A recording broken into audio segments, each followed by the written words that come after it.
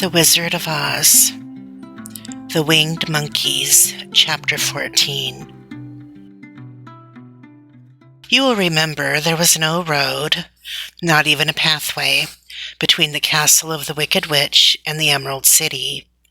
When the four travelers went in search of the witch, she had seen them coming, and so sent the winged monkeys to bring them to her.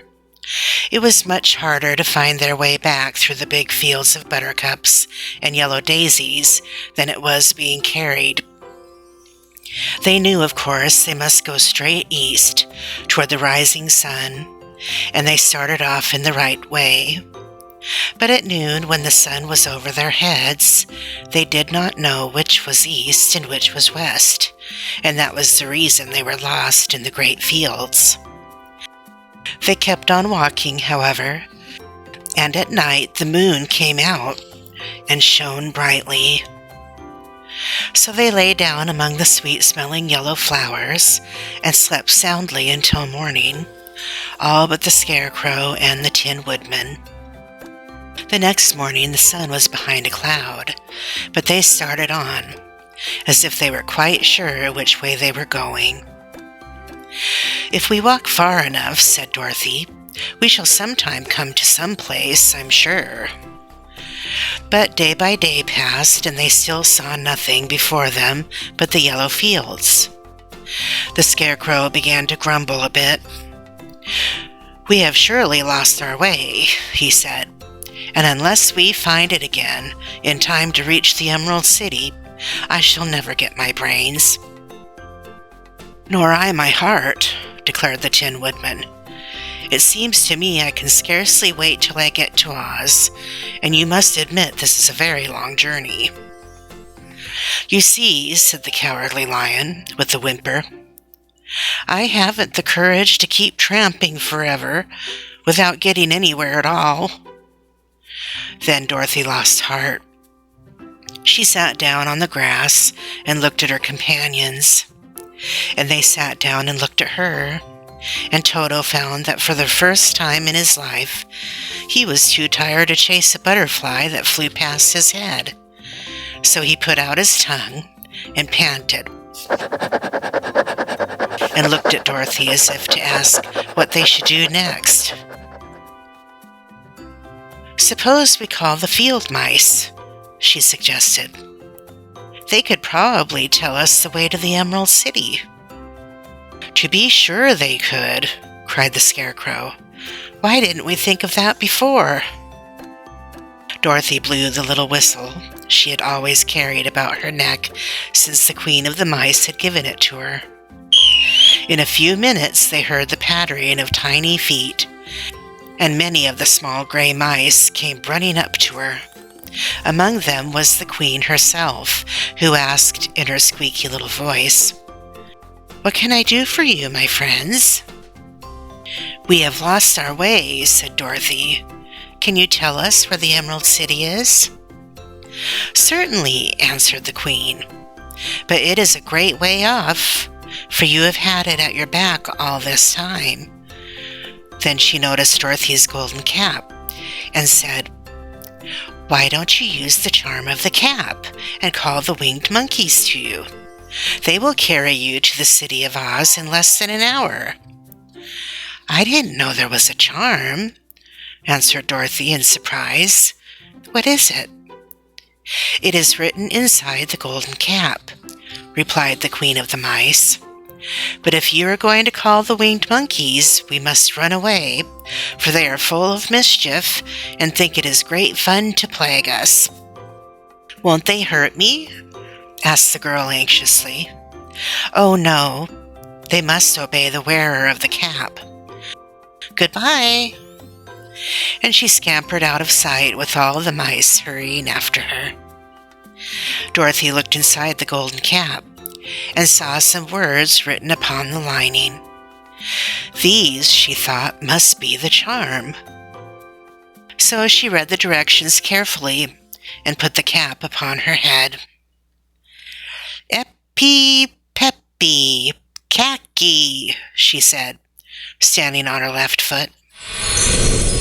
"What did you say?" asked the Scarecrow. who did not know what she was doing. "Hi-lo, ho-lo, hello," Dorothy went on, standing this time on her right foot. "Hello," replied the Tin Woodman calmly. "Zizzy, zuzzy, zick," said Dorothy, who was now standing on both feet. This ended the saying of the charm, and they heard a great chattering and flapping of wings as the band of winged monkeys flew up to them. The king bowed low before Dorothy and asked, "What is your command?" "We wish to go to the Emerald City," said the child, "and we have lost our way." "We will carry you," replied the king. And no sooner had he spoken than two of the monkeys caught Dorothy in their arms and flew away with her. Others took the Scarecrow and the Woodman and the Lion. The Scarecrow and the Tin Woodman were rather frightened at first, for they remembered how badly the winged monkeys had treated them before. But they saw that no harm was intended, so they rode through the air quite cheerfully, and had a fine time looking at the pretty gardens and woods far below them. Dorothy found herself riding easily between two of the biggest monkeys, one of them the king himself. They had made a chair of their hands and were careful not to hurt her. "Why do you have to obey the charm of the golden cap?" she asked. "That is a long story," answered the king with a laugh. "But as we have a long journey before us, I will pass the time by telling you about it, if you wish."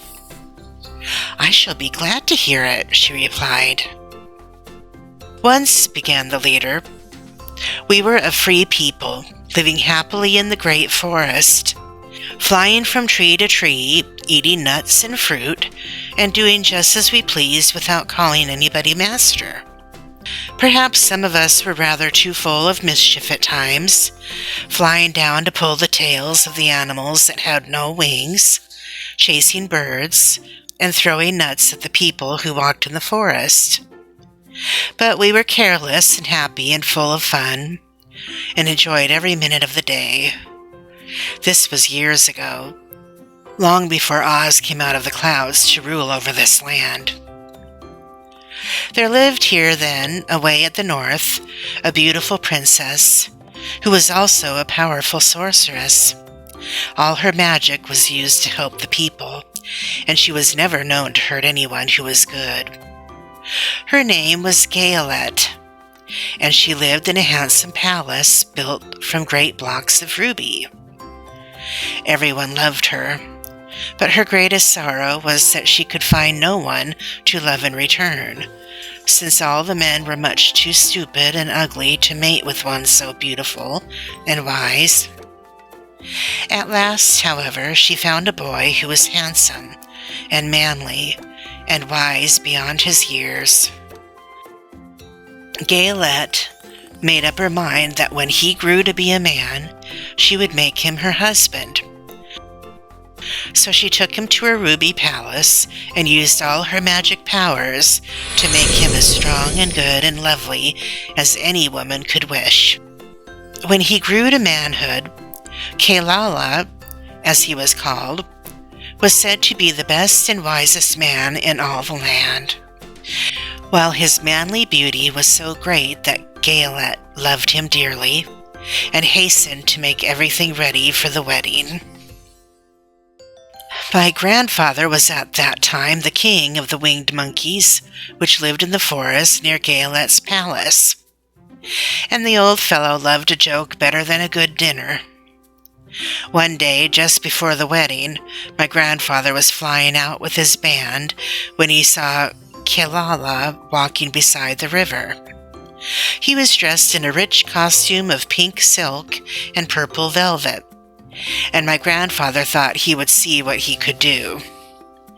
At his word, the band flew down and seized Kailala, carried him in their arms until they were over the middle of the river, and then dropped him into the water.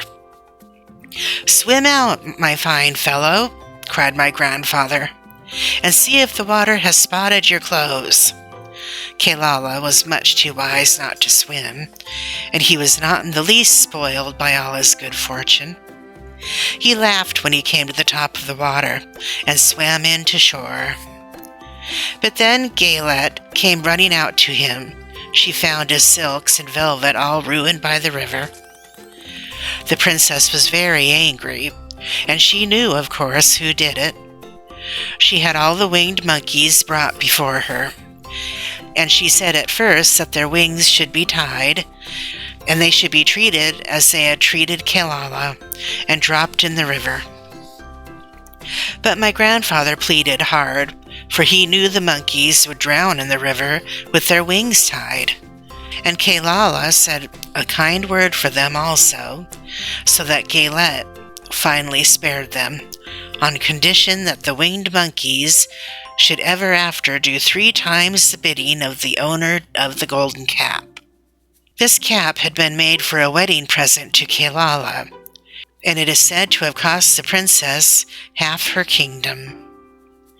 Of course, my grandfather and all the other monkeys had once agreed to the condition, and that is how it happens that we are 3 times the slaves of the owner of the golden cap, whomever he may be. "And what became of them?" asked Dorothy.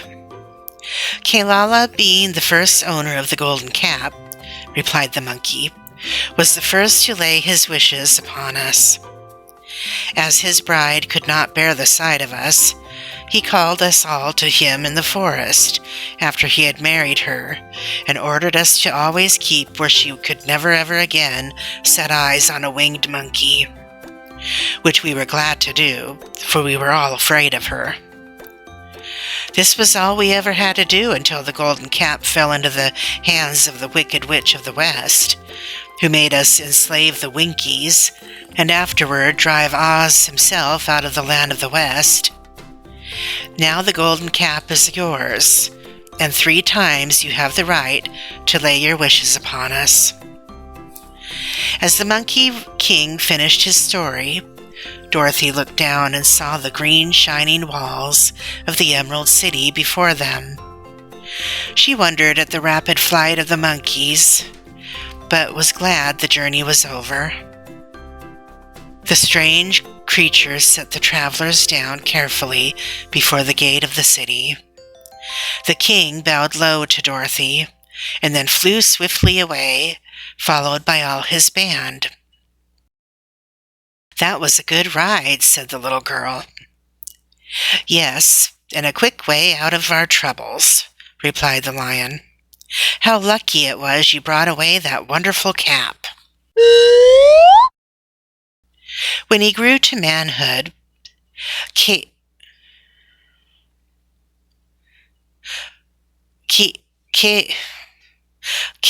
Kailala,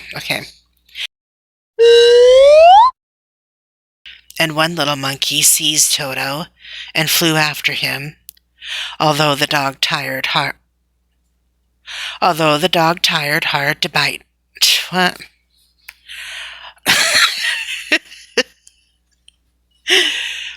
Although the dog tried hard to bite him,